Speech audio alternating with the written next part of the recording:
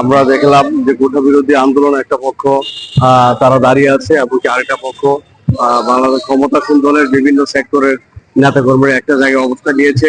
তার মধ্যে থেকে ঢাকা মেডিকেলের পিছনে চানখারপুল এরিয়াতে আমরা দেখেছি ব্যাপক সংঘর্ষ এবং কোটা বিরোধী আন্দোলনের শিক্ষার্থী এবং কি হচ্ছে আওয়ামী লীগ বন্ধু তাদের ব্যাপক একটা সংঘর্ষ হয়েছে, সেখানে গুলি বর্ষণ হয়েছে।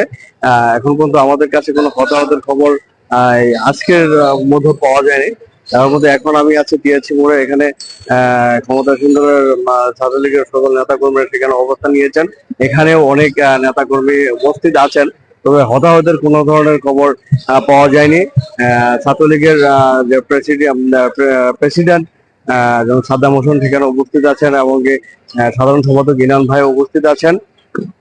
আমরা এই আন্দোলনের পক্ষে নয়, আমরা অবশ্যই বিপক্ষে। আমরা কোনো বিশৃঙ্খলা কোনো কিছু চাই না, আমরা চাই সুশৃঙ্খল, যাতে ঢাকা বিশ্ববিদ্যালয়ের সকল ছাত্র এবং ছাত্রী ভাই বোনেরা প্রত্যেকেই যাতে হচ্ছে খুব সুন্দরভাবে এই বিশ্ববিদ্যালয়ে পড়াশোনা করতে পারে। সেই জন্য আমি বাংলাদেশের বর্তমান যিনি গার্ডিয়ান মাননীয় প্রধানমন্ত্রী, আপনার কাছে আমরা বিনীতভাবে অনুরোধ জানাই যাতে আপনি একমাত্র পারেন এই আন্দোলনের বা এই সমস্যা সমাধানের মূল পথ বের করে দিতে পারেন।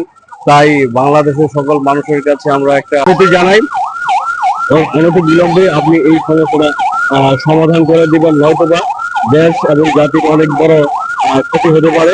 আমরা চাই না এই আন্দোলনটা আজকের পরে আরো দীর্ঘায়িত হোক, তাহলে হয়তো আরো চরম অবস্থা তৈরি হতে পারে।